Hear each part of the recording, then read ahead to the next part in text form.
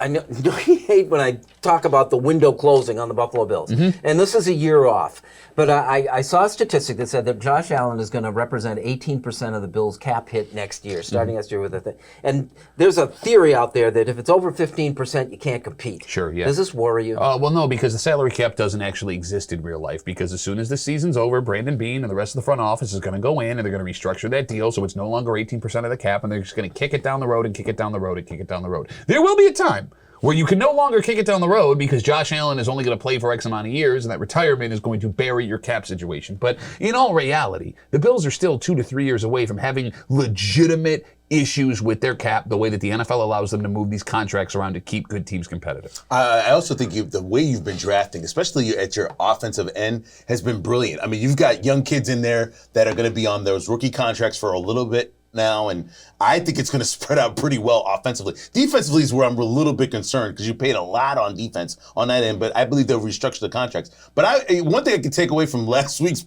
preseason game against the Steelers, oh my goodness, your wide receiver core is unbelievable. And now, are you a little bit concerned about your backup quarterback situation? Well, I mean, look, yeah, I don't know if the backup quarterback's on the roster as we say this. I know that the game will have been played after this airs. Yeah, it wouldn't surprise me if the Bills hold on to see who's available Tuesday and then make a cut. I think Barkley's on this roster. Well, he's on the practice squad. Yeah, Kyle Allen, unless he has the game of his career on Saturday, even then. A little bit concerned. And you know, the issue, I'm going to go back to what I brought up at the first time. I said that the issue is kind of false. I mean, I set it up that way with the 18% Josh Allen. The fact is, Patrick Mahomes, I think, represented 4% of the Chiefs' cap hit the year before they won the Super Bowl when he was 16 or 17%. So, like you said, there are ways around this. But you know what's interesting about that is that he had his deal, he got the deal, and now it'll be a little bit more favorable, especially when you talk about what other quarterbacks are going to get compared to where he's at right now. You know full well there'll be another higher paid quarterback. Look at what happened this year with the Philadelphia Eagles in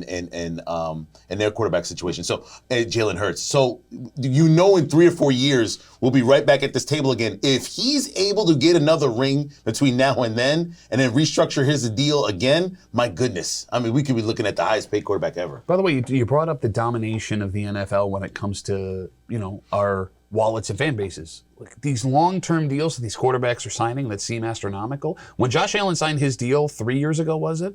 You couldn't believe you were giving that guy that much money. Now, he's the best quarterback bargain in the NFL, legitimately. Yeah. The cap is only going up based on the money that the league is going to make. And as we talked about, they're now expanding into Europe, playing games in Germany this year.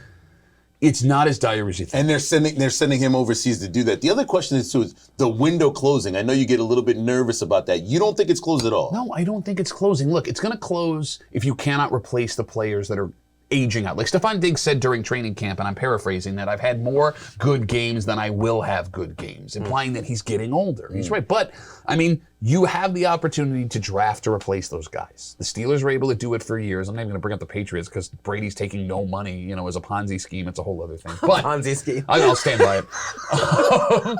Yeah, as long as you can replace the quality players that you have, which is tough. Yes. It's not about the money. It's about replacing those guys.